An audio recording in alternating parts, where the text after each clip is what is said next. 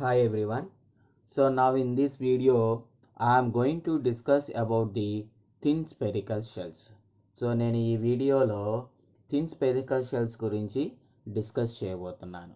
So here in the diagram it shows the thin spherical shell, right? So if you combine these two halves you will get a spherical shell. So మన ఈ రెండు షెల్స్ని కనుక combine చేస్తే మీకు ఒక thin spherical shell అనేది వస్తుంది. Suppose if this thin spherical shell is filled with a fluid having internal pressure P. So నేను ఇప్పుడు ఏం చేస్తున్నానంటే ఈ థిన్ స్పెరికల్ షెల్ అనే దాన్ని లోపల హాలోగా ఉంటుంది కదా. So this hollow portion I filled with a fluid of internal pressure P. So ఈ మధ్యలో ఉన్నటువంటి హాలో పోర్షన్ని నేనేం చేస్తున్నానంటే ఇంటర్నల్ ప్రెషర్ P ఉన్నటువంటి ఒక ఫ్లూయిడ్తో ఫిల్ చేస్తున్నాను. సో నా this fluid will exert A pressure P in the upward direction. So ఇప్పుడు ఆ ఫ్లూయిడ్ ఏం చేస్తుందంటే P అనే ఇంటర్నల్ ప్రెషరు అప్వర్డ్ డైరెక్షన్లో ఇలా యాక్ట్ అవుతూ ఉంటుంది. So this is the upward internal force acting within the thin spherical shell.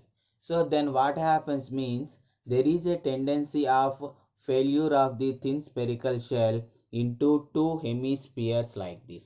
So ఈ ఇంటర్నల్ ప్రెషర్ P వల్ల ఈ థిన్ స్పెరికల్ షెల్ ఏమవుతుందంటే ఈ విధంగా మనకి రెండు పార్ట్స్గా డివైడ్ అవుతుంది. So here the resisting area to the internal pressure is this one. So I mentioned in a hatched portion.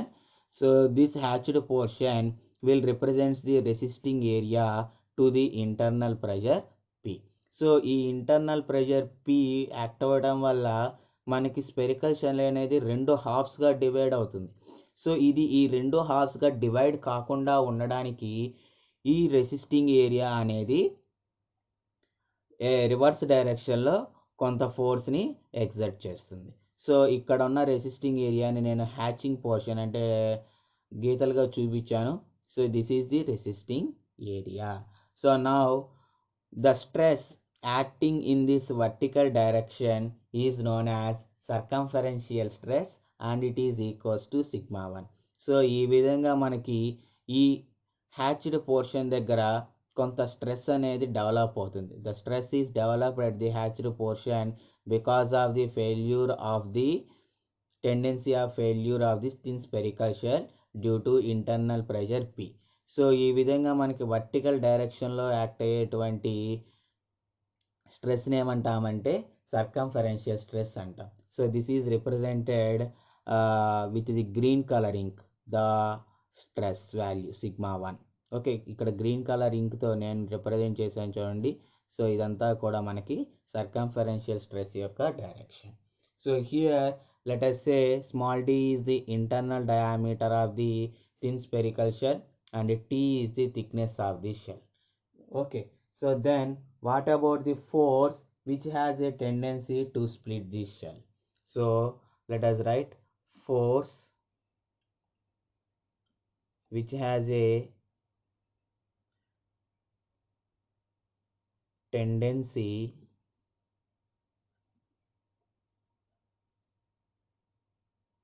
to split the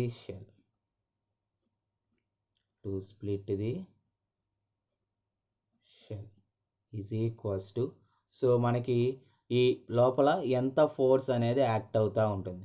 so force means pressure into area. So pressure is P into how much area the pressure is acting. So ఈ hollow portion మొత్తం కూడా మనకి pressure అనేది act అవుతూనే ఉంటుంది, right? That is represented with blue colour in upward direction. Blue కలర్లో నేను represent చేశాను చూడండి, అప్వర్డ్ డైరెక్షన్, ఇది ప్రెషర్. సో ఎంత ఏరియా? ఈ సర్క్యులర్ ఏరియా మొత్తం కూడా యాక్ట్ అవుతుంది. Circular area means π/4 into d² is the force which has tendency to split the shell. Next, what is the resisting area of this force? So resisting area of this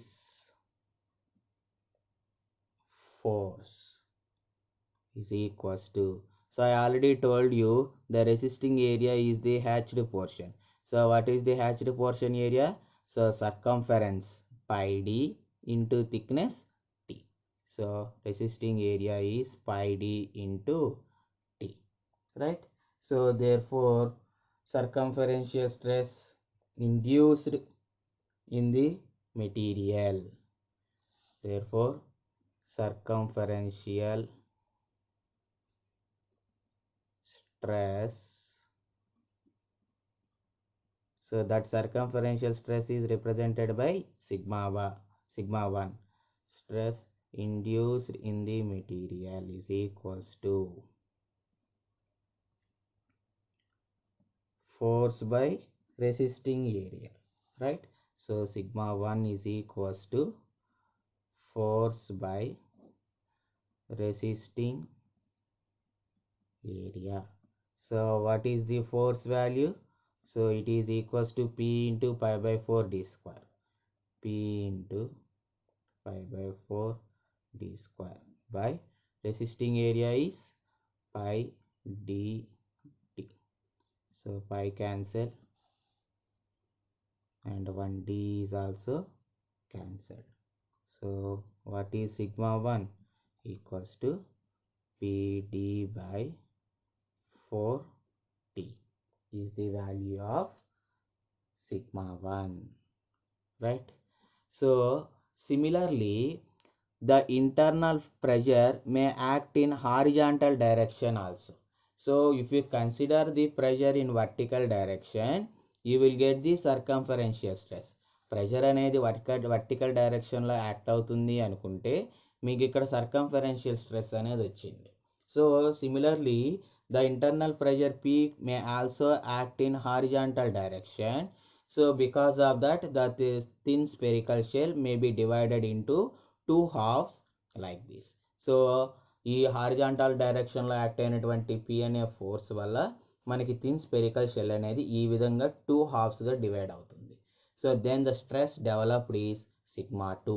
so ఈ టైంలో ఉండే స్ట్రెస్ని ఏమంటామంటే sigma 2 అంటాం. So that is nothing but longitudinal stress. So here also resisting area is same and the force is also same. So therefore longitudinal stress is equals to longitudinal stress sigma 2 is also Pd by 4t. Why? Because means force is same and resisting area is also same. Pi dt resisting area, force is P into pi by 4 into d square. So that is the value of sigma 2. So if you see both sigma 1 and sigma 2 are of tensile in nature. So that means these stresses will try to act. So this is the force stress acting on this part. Here also the stress will act in this direction. Okay, so here also the stress will act in this direction, upward direction. So these two are of tensile in nature. Okay, so it will try to move along from the center. So these are the stresses developed and these are mutually perpendicular to each other.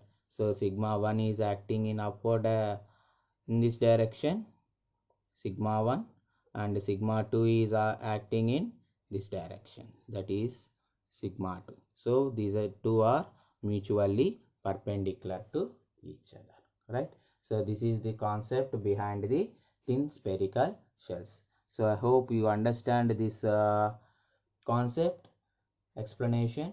So if you understand the concept, please like the video, share the video and subscribe to the channel. Thank you.